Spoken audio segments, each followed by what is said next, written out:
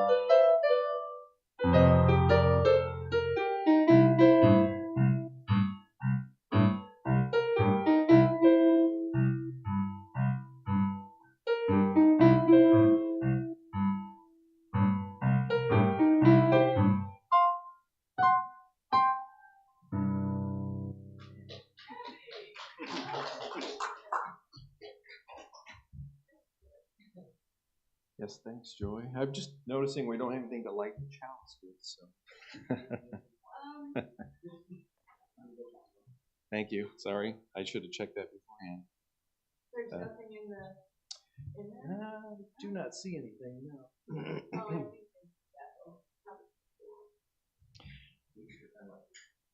The chalice is an important ritual in our faith, so.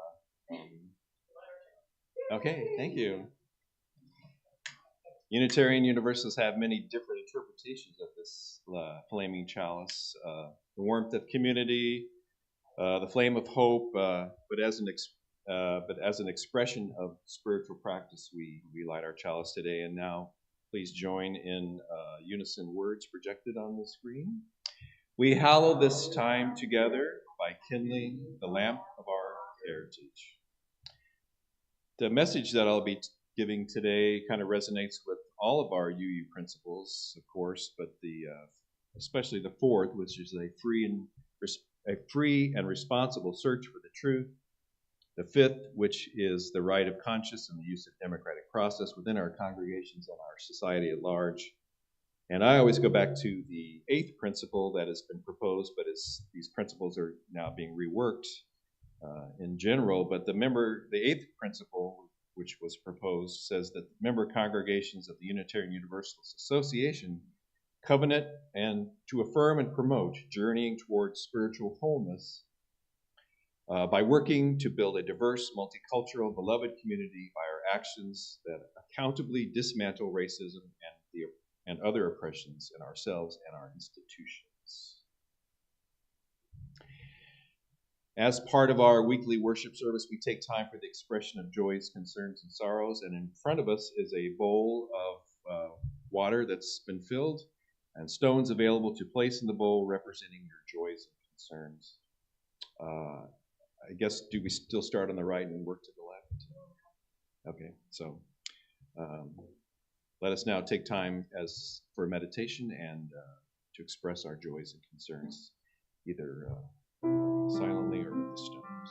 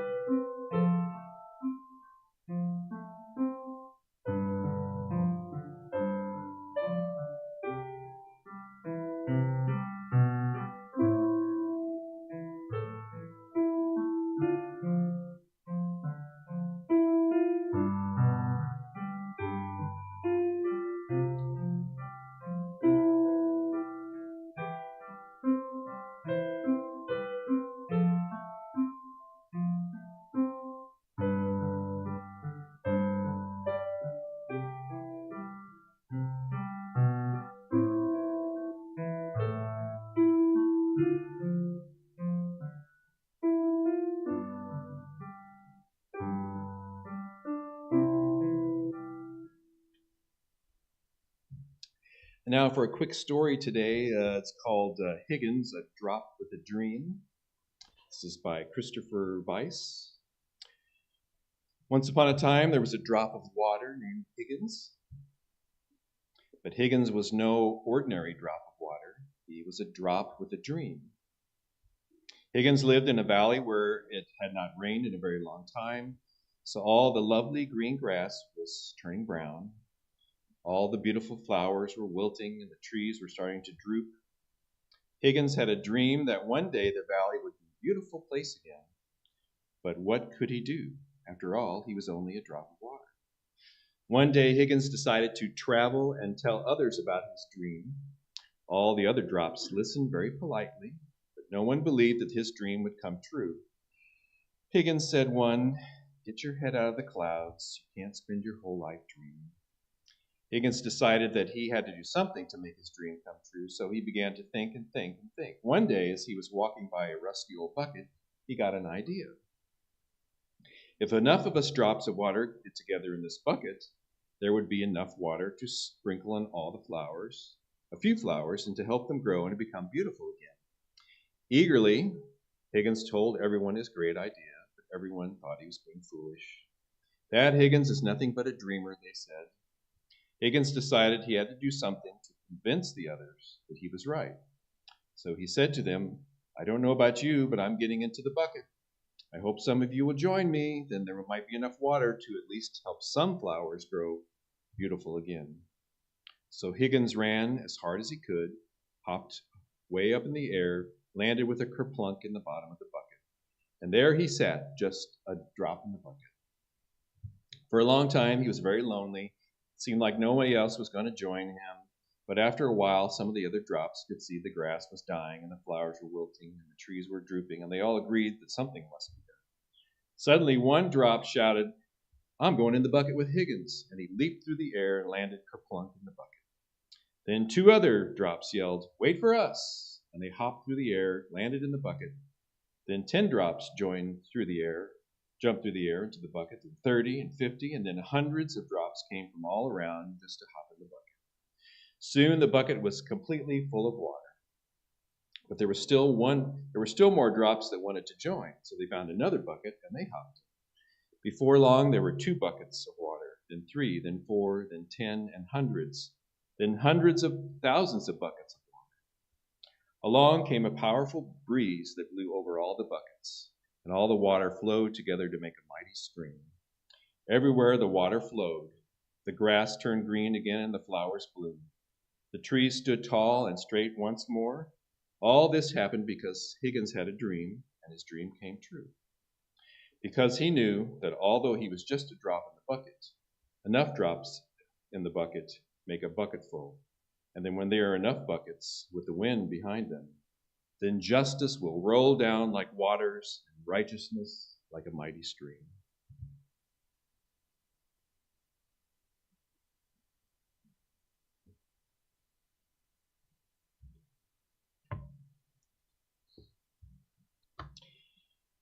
So the message today is voting is a Unitarian Universalist sacrament. What is a sacrament and why do I use such religious language? In Christian churches, many of us evolved from, the word sacrament literally means, or technically theologically means, a visible sign of God's presence in the world, or the transcendent presence, in rituals that mark daily life as part of a covenant relationship between believers and the transcendent. Examples of sacraments are communion, marriage, many others. For some Christian communities, sacraments or sacramental life is the backbone of the everyday practice of faith. Why use the language here? Stockholm Syndrome, for one reason. I use the language of my captors still, even though I have escaped. But I think we can borrow the language and to highlight our faith and to illustrate the evolution of the Unitarian Universalist existence in the religious landscape. We evolve the term and we make it our own. If we apply the previous definition of sacrament to our UU values, we strengthen the definition and certainly make it a term of equity and inclusion. Our UU faith is all about justice. It's all about justice, and as the prophetic Dr. Cornel West says, justice is what love looks like in public. Our values, our faith, are about doing things, making sure our everyday living is about equity, making sure all humans are protected, loved, and able to live, work, and to be secure with the families that we all create. To have a society that exists in equity, inclusion, and justice, we recognize that government must work and that government is us. Our fellow humans step forward to form government. It is not some faceless entity that just exists. It is us, it is we. And our government is constituted by how we vote. Our choices in voting have consequences that ripple all across the fabric of society. On a local level, school boards, park boards, library boards, city council, alderpersons, trustees, etc., express the values of the voters the voters, and if we reject those values that they express, then we replace them. On the state level, more values. On the national level, freedoms are gained or lost because of how we vote. And the ripple effect moves up and down, from local to national and everything in between. How we vote does not just affect our lives and our families, but hundreds, thousands, and millions are affected by the government that we constitute. Look how many freedoms have been lost in the last 8 years, not just by these humans that we elected, but by the judges that they appointed. Elections have many, many consequences. Voting is our sacred duty. It is a visible sign of our transcendent love, values, and all the freedom for all, equity for all, and inclusion of all of our siblings, and not just our families, but everywhere. I know I'm preaching to the choir about this, but what can we do to promote our values and protect our love? So, in conjunction with a group that's called UUNI, the Unitarian Universalist Action Network of Illinois, they have been developing a plan with all of the Unitarian churches across the whole state of Illinois to encourage people to vote and to help us encourage people to vote too. So they have several different programs that I wanted to talk about today, and some of them we can definitely participate in, and the choice will be yours as to what we do. But I'm going to talk about several resources. The first one, the next slide, is called Reclaim Our Vote. This is from the Center for Common Good, Common Ground, and they have a postcard writing campaign that we can definitely participate in. And this is a short little video that we're going to play now. Let's talk about that. How to write postcards from home with Reclaim Our Vote. Greetings, and thanks for volunteering to write postcards with us. Reclaim Our Vote is a nonpartisan voter outreach campaign. Our mission is to empower underrepresented voters and fight voter suppression one voter at a time.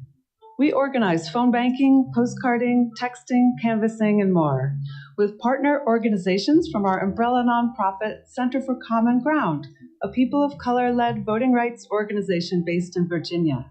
Our partners include civil rights, voting rights, and social justice organizations, diverse faith organizations, civic technology groups, and charitable employee initiatives. In this video, we will teach you how we postcard and why writing with us may be a little different than writing you've done for other campaigns. Our volunteers handwrite postcards to mostly rural, often older voters of color in voter suppression states. For many registered but infrequent voters, our Get Out the Vote cards encourage early voting, provide important information to navigate the voting process, and emphasize the power of their vote to address urgent issues in their communities. We occasionally write pledge to vote and social or community organizing scripts. Social organizing phrases such as tell 5 friends are used in many of our scripts to harness the collective aspect of voting in communities of color, as reflected in the Souls to the Polls Sunday voting tradition after church, which some states have tried to ban. We sometimes write carefully timed postcards to voters who may have been deregistered due to infrequent voting, but are likely to be unaware of this. We alert them and offer ways to re-register and vote. We have shifted our emphasis to engaging millions of registered but infrequent voters to become active and prevent future purging. Between elections, we also partner with local nonpartisan campaigns for democracy, voting rights, citizen engagement, energy equity, and other issues of justice affecting communities of color. Our campaign differs in key ways from partisan political campaigns. We reach out to a population with cultural, economic, and historical considerations that may be less familiar to some of us. Some of our rural voters have no internet, so we offer phone numbers or addresses, and we phone bank to them as well. Many have endured ongoing voter suppression, so we use empowering messages and imagery on our postcards. We avoid imagery associated with voter intimidation or violence, including American flags and dogs, even on postage stamps. The lack of attention paid to many of these voters determines our practice of handwriting with care and a bit of color, rather than sending pre-printed cards and mass mailings. We are taking the time to reach out. That is where you come in. With a little help from our team, you'll be on your way. Here's what you'll need. Whether at a safe gathering, a family kitchen table, or a party of one, each writer will need the following. These first elements will be provided by us after you apply. Our guidelines for postcard writers, a voter address list, a script, a sample postcard image to help writers, and templates with county or state contacts for useful info, free rides to the polls when offered, and more, formatted to print onto Avery labels. Follow the instructions to find your regional organizer and get connected through the link to our postcard page at the end of this video. These will be provided by you. Postcard stamps, support your local post office, or buy online through our link. Reclaim Our Vote postcards, required for our campaigns and convenient to order. Avery label stickers to print out the registration info mentioned above. These cut the script shorter and assure accuracy, but allow enough handwriting for the card to feel personal. In some regions, volunteer organizers may assemble these materials into packets for writers. Colored pens and pencils or gel pens, and a little bit of whiteout. Our inspiring Reclaim Our Vote postcards are part of our strategy, designed specifically for our voters by Leonina Arizmendi-Zarkovic and Justin Andrew Young. They are nonpartisan, racially inclusive, deeply discounted, and bear our campaign name. Please do not use any other cards for our campaigns. Next, the writing part. Read the guidelines first and have fellow writers read them first before taking up the pen.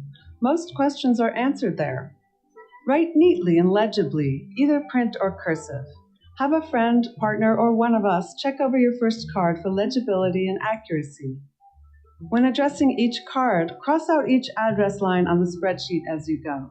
This helps avoid the easy error of jumping from one line to another when copying the data. Trust us on this.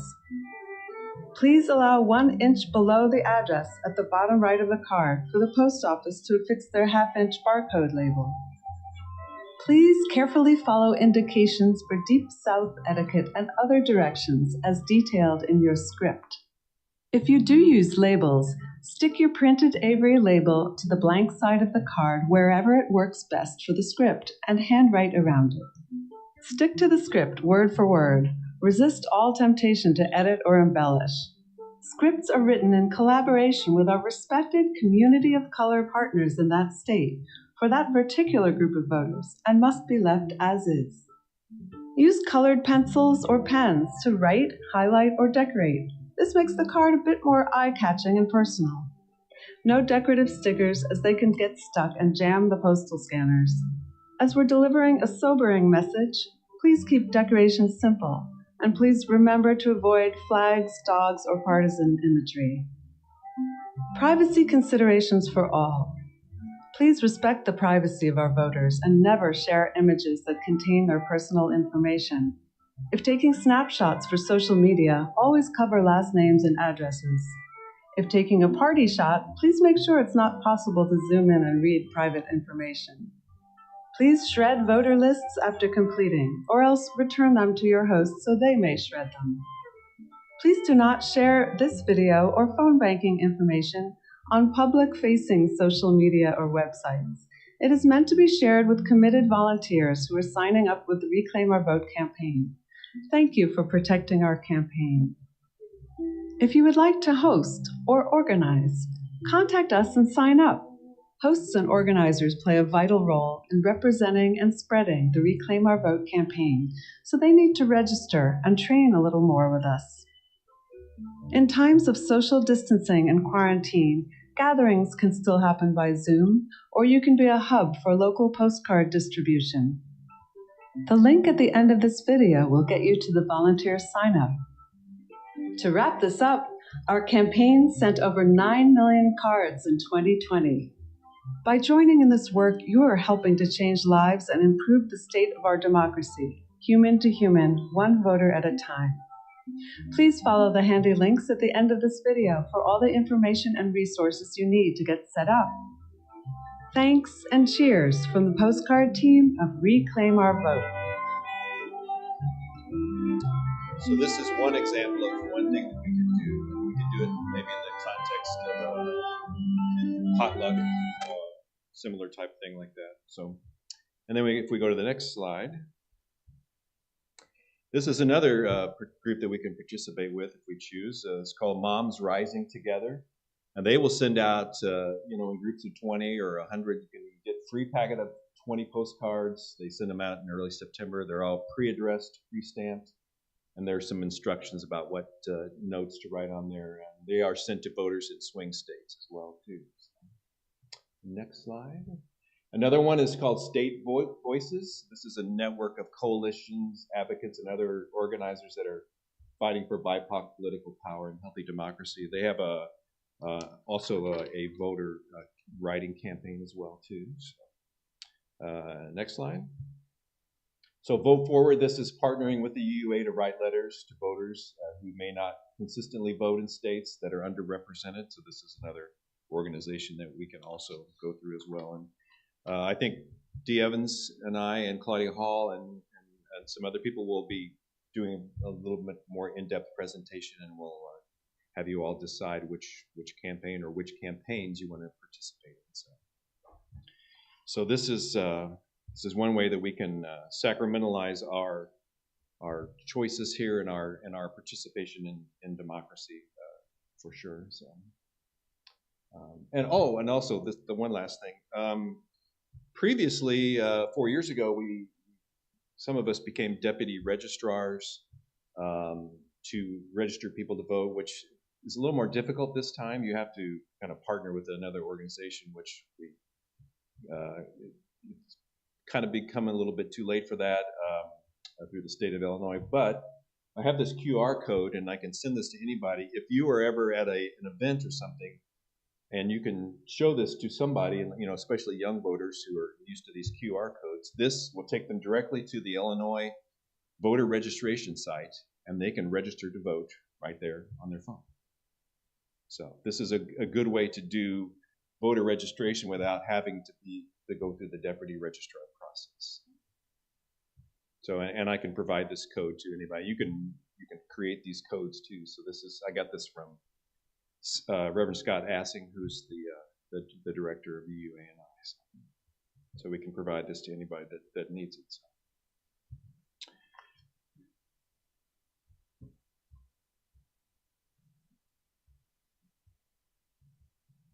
So, and if anybody has any other suggestions for stewarding this voting campaign this year, then we'll definitely be encouraged to share that, and we'd love to have many more ideas too. So.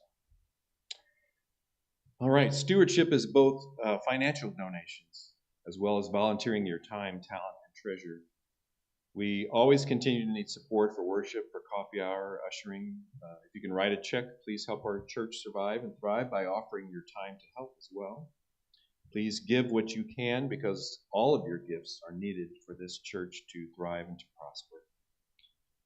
Can we still mail financial gifts to the post office box in Alton? Is that correct? Yeah.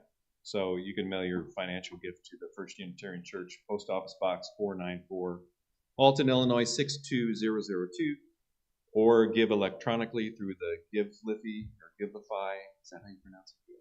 Yeah, Givelify. It's like GIF, I don't know. That's how I do it, and it's wonderful. I love it. So yeah, it's just click a couple buttons and there you are. So although I accidentally paid twice one month, so you have to be careful. But if you're willing to donate your time and talent, please contact a board member and let us know what you'd like to do to help. So thank you, and please join in our offering prayer. May this offering equip us to inspire love and to seek justice. Any announcements today that anybody has?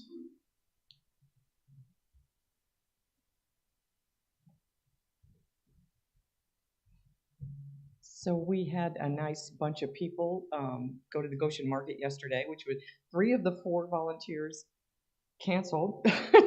so it was challenging, but we did have some people come forward at the last minute, and we got a visitor who met us through the Goshen Market yesterday. Our newest thing is coming up on Saturday. We're doing the Mason's pancake breakfast. We have people already volunteering to bring little items for that, but I'd encourage the congregation, if it works into your schedule, to come and have the pancake breakfast here, just to support the Masons since they're so generous. Right here. And it's from 8 to 11, I believe. And what else is coming up? The Fall Festival. Those, you'll get more information on those two things later in August from more people. But if you get a chance, eat pancakes with us next Saturday. Thank you. Any other announcements at all? So I invite you now to join me in reciting our prayer as I extinguish the chalice.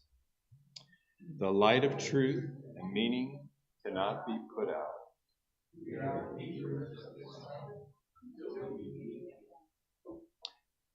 For our closing words today, we will sing hymn number 347, Gather the Spirit. It's number 347.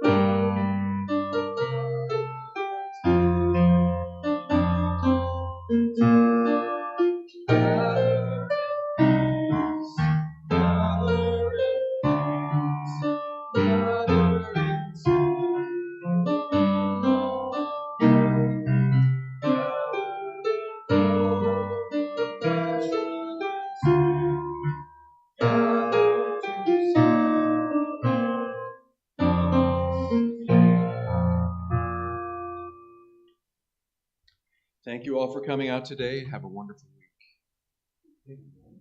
Thank you.